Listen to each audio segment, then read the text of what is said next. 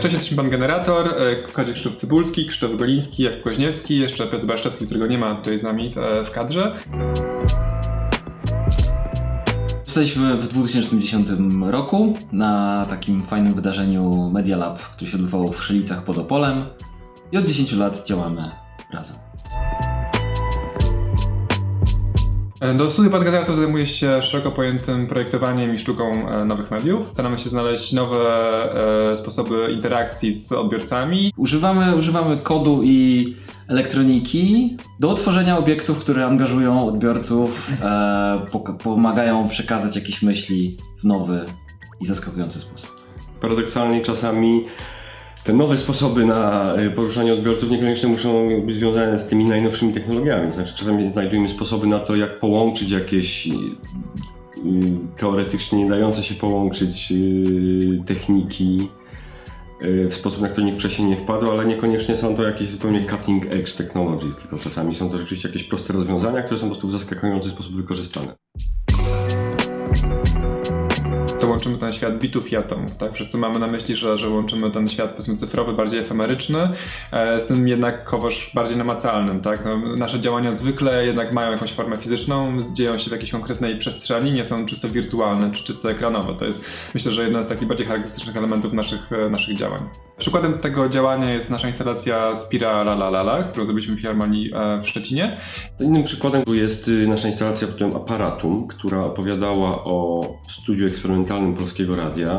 Generalnie w Pan Generatorze staramy się tworzyć tego typu obiekty i sytuacje, które są zrozumiałe i czytelne dla szerszej publiczności. Jakby staramy się unikać jakiegoś takiego bardzo takiego hermetycznego języka i formy, która jest do rozszyfrowania tylko i wyłącznie przez kuratorów i jakiejś dużej ilości tekstu opisującego. Wierzymy w to, że sztuka, projektowanie oczywiście powinno być angażujące, interesujące dla dość szerokiej publiczności, co nie oznacza, że musi być koniecznie spłycone. Tak? Zwykle te nasze działania gdzieś mają drugie dno, jest w tym jakaś historia, ale na etapie jakby tego interfejsu staramy się, żeby jakby interfejs tej sztuki, którą tworzymy, był gdzieś generalnie dość przyjazny i zrozumiały. To jest jakby jedna z takich zasad, którymi się staramy kierować. Przykładem takiego działania jest chociażby nasza instalacja Wall of Sound, którą zrobiliśmy na Katowice Street Art Festival.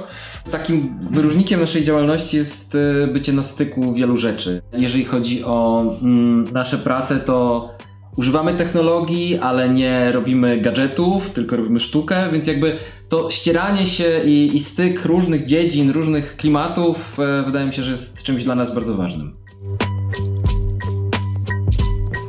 Zdarza nam się pracować dla bardzo różnych klientów, od komercyjnych marek do instytucji kultury. Zdecydowanie lubimy najbardziej pracować dla instytucji kultury, ale udało nam się pracować model współpracy z markami komercyjnymi taki, że marka jest bardziej mecenasem obiektu, który my tworzymy w naszym stylu, niż takim klasycznym klientem.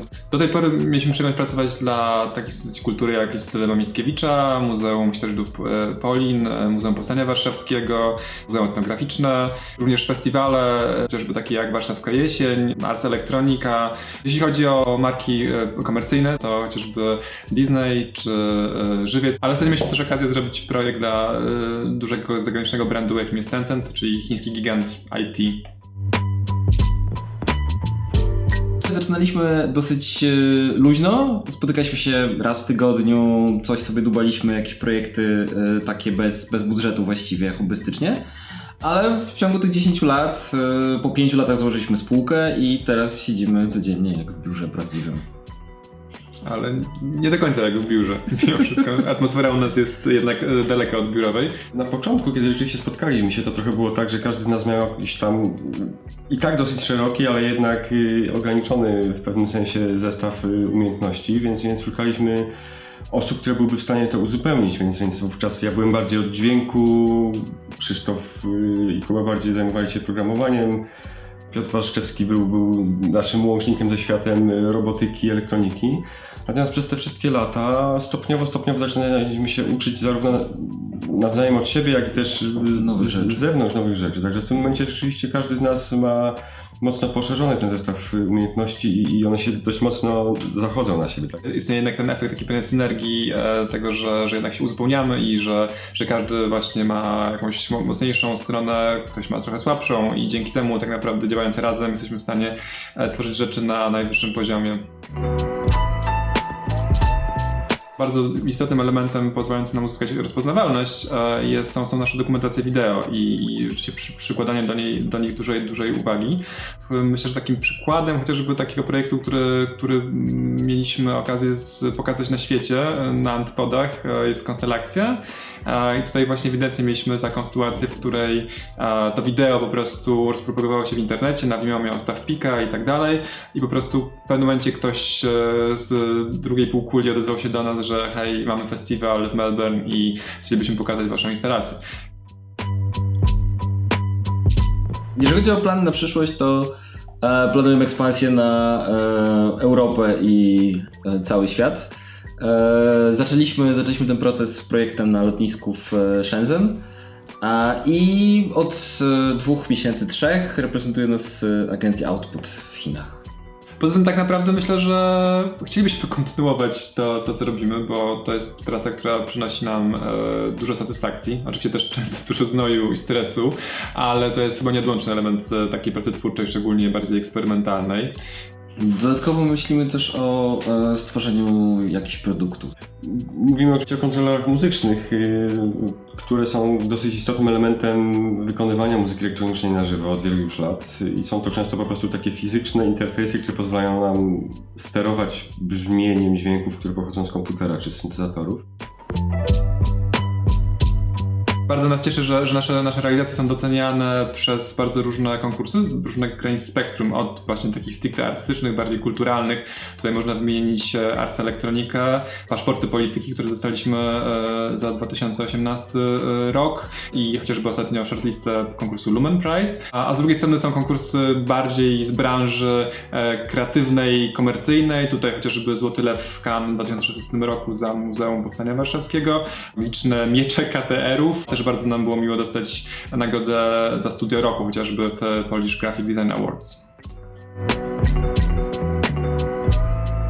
Wydaje mi się, że ta przestrzeń nie jest duża, ale z każdym dniem jest, może nie dniem, tygodniem, miesiącem, rokiem jest większa, bo tak naprawdę jest duże zapotrzebowanie w wielu krajach na sztukę, na obiekty zaprojektowane, które korzystają z interfejsów, które mamy na co dzień, z telefonów, z nowoczesnych mediów i tego ciągle jest mało.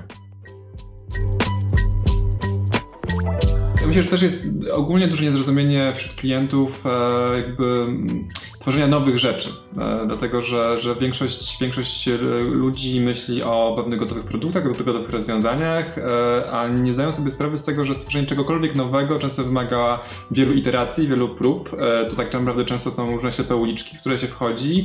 To prototypowanie, szukanie jest tak naprawdę bardzo czasochłonne i też bardzo kosztochłonne. Na etapie opracowywania prototypu, koncepcji upewniamy się, że to, co wymyśliliśmy, jest do zrobienia, bo balibyśmy się obiecać coś, co generalnie nikt nie wie, jak zrobić. Więc często te rzeczy są trudniejsze niż na początku zakładaliśmy. I tu pojawia się wątek ryzyka, z którego sobie wiele osób nie zdaje sprawy. Jeżeli chcemy mieć coś nowego, zaskakującego, czego jeszcze nie było, to trzeba się liczyć z tym, że to po prostu może nie być możliwe. W pewnym sensie każdy nasz projekt jest swego rodzaju wynalazkiem. W sensie takim, w sensie jakiegoś połączenia zaskakującego technologii z estetyką, z designem. Nazwa Pan Generator ma właściwie dwa znaczenia. Z jednej strony oczywiście jest to swego rodzaju żart, bo jest nas 4 panów, którzy tworzą różne dziwne wynalazki, a z drugiej strony jest też ta interpretacja taka powiedzmy bardziej międzynarodowa, że ten przedrostek pan oznacza wszech, tak? No i chodziło nam o to, żeby podkreślić tą jakby taką interdyscyplinarność, wszechstronność naszych działań. Rzeczywiście łączymy ze sobą wiele światów, różnych dziedzin, od zabawy właśnie dźwiękiem, muzyką, poprzez formy przestrzenne, ale też i animacje, interakcje, no właściwie prawie wszystkie media, jakie możemy sobie wyobrazić.